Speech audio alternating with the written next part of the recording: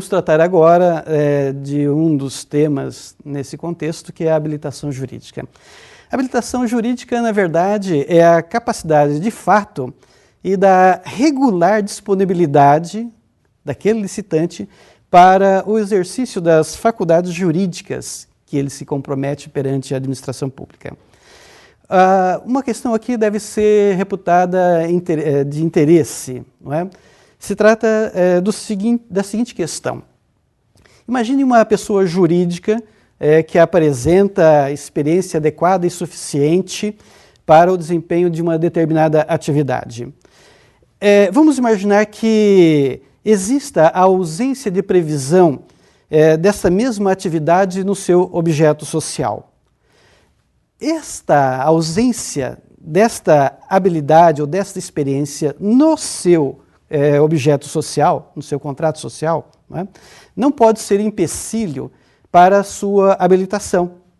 Portanto, quando a administração pública exige uma experiência adequada e essa experiência adequada uma determinada atividade não constar do objeto contratual, mas a empresa comprova que tem essa habilidade, esta falta de descrição desta habilidade no seu contrato social, ela não é empecilho, ou não pode ser considerada empecilho para a sua habilitação, exceto naqueles casos em que uma determinada habilidade é exigida por lei. Por exemplo, quando se contrata um advogado para um determinado parecer, não é? Nesse caso, esta pessoa ou uma determinada empresa que tem, digamos, uma especialidade regulada por lei, não é? Aí nesse caso sim, não é? Se a lei exigir que aquela especialidade só pode ser realizada por determinada pessoa, aí sim, esta especialidade deve estar no contrato social. Fora esta situação, se a empresa comprovar que tem aquela habilidade suficiente para aquela atividade, ela preenche as qualidades para habilitação e não pode ser inabilitada por isso. Outra questão interessante ainda dentro da qualificação técnica, não é que o conselho, não é, na verdade a jurisprudência do Tribunal de Contas, no sentido de que o registro ou a inscrição de uma entidade profissional competente deve se limitar ao conselho que fiscalize a atividade básica ou preponderante naquela licitação. Nós temos aqui uma súmula muito interessante, é a súmula 263 do Tribunal de Contas da União. Diz textualmente esta súmula, vou ler para vocês. Para a comprovação da capacidade técnico-operacional das licitantes, e desde que limitada simultaneamente às parcelas de maior relevância e de valor significativo do objeto a ser contratado, é legal a exigência de comprovação da execução de quantitativos mínimos em obras e serviços com características semelhantes, devendo esta exigência guardar proporção com a dimensão e a complexidade do objeto a ser executado.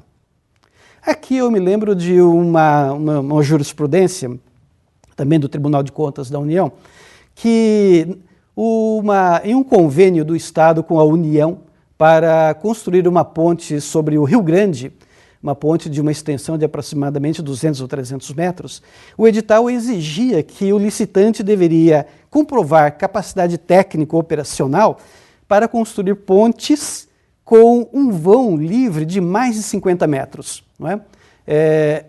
Claro que esta exigência ela inibia e limitava muito os licitantes. Tanto é que, na ocasião, o STJ, o Tribunal de Contas, depois o STJ, determinou que a União, nessa licitação, reformulasse esta exigência, porque dizia que era desproporcional esta exigência de comprovação de capacidade técnico-operacional dos licitantes. Portanto, no momento em que se fala de qualificação técnica, a administração deve ter muito cuidado na ponderação desses valores para que não se iniba, não se dificulte a participação de outros licitantes que também teriam condições de participar no certame. Agora nós temos, na continuidade, mais uma pergunta. Vamos ouvir a formulação da pergunta que nos foi direcionada.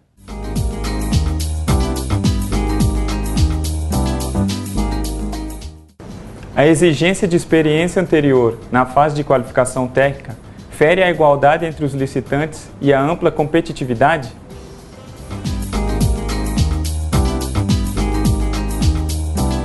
Bem, inicialmente não.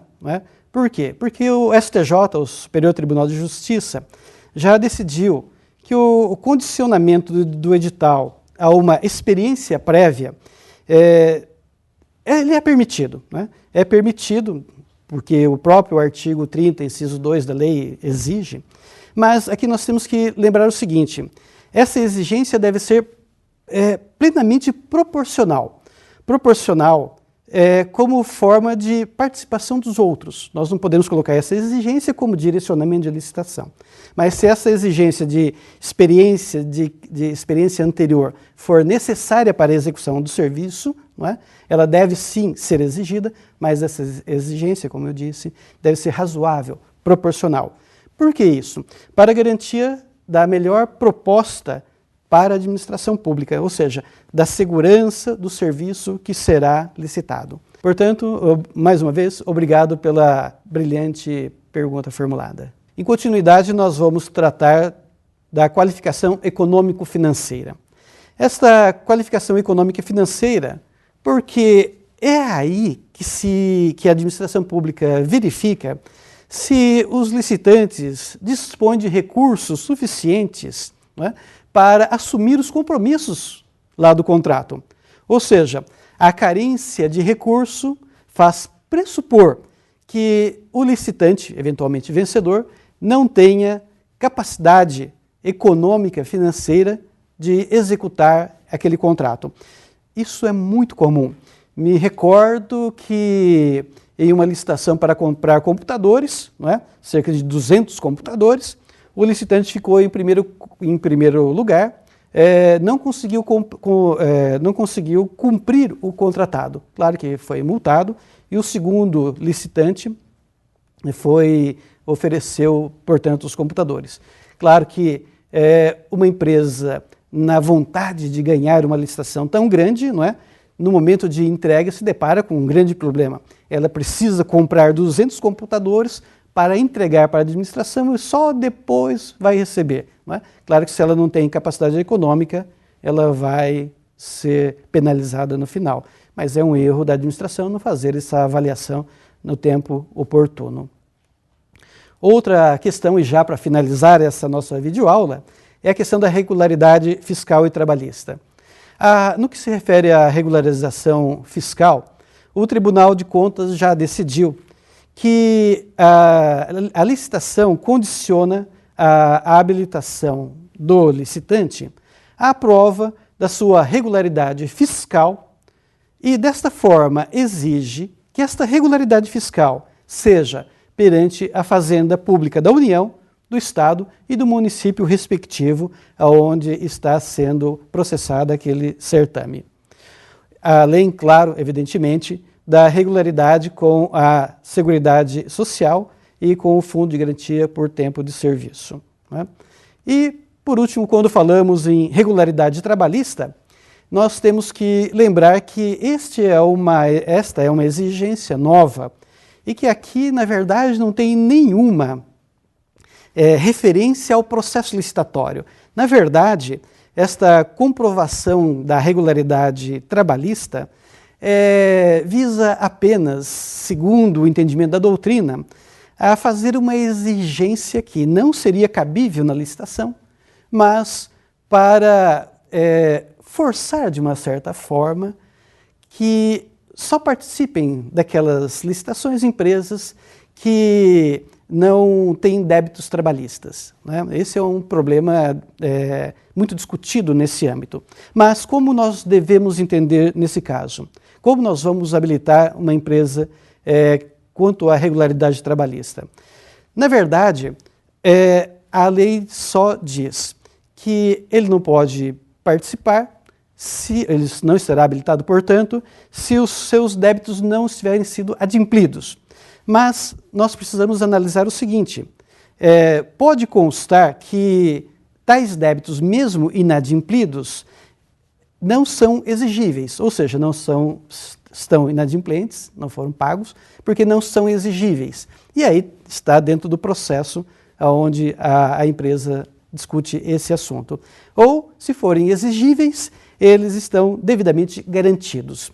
Aqui, na verdade, a administração, se deparar com esse problema, ela vai precisar baixar em diligência para que a empresa comprove essa situação e remeta o caso à assessoria jurídica para um parecer final. Porque fica muito difícil para a comissão avaliar se aqueles débitos eventualmente apresentados são exigíveis ou, se forem exigíveis, se estão garantidos. Portanto, esse é um caso que, como disse, pode ser objeto de diligência, não é? E parecer da assessoria jurídica. E, por fim, agora, final mesmo, não é? A respeito da participação de adolescentes nas empresas. Esta é uma vedação que está no artigo 7º da Constituição, no seu inciso 33, e diz, na verdade, que os adolescentes que não podem, empresas que têm adolescentes que trabalham, não é, de forma irregular, com trabalho noturno, insalubre ou penoso, não podem participar de processo licitatório, né, de forma irregular. E aqui, na verdade, também não tem nada a ver com a licitação. Na verdade, como diz a doutrina, não é? Ela reflete uma punição estatal para aquelas empresas que descumprem esse requisito mandamental que está na própria Constituição Federal. Bem, esses foram os temas que reputei mais importantes para esses assuntos que tratamos aqui. Espero que tenham sido interessantes, não é? E quero agradecer a participação de vocês e me colocar à disposição para esclarecimentos do nosso fórum de debates e convidá-los para leitura do material e me despeço desejando voltar em nossa próxima videoaula. Um abraço a todos.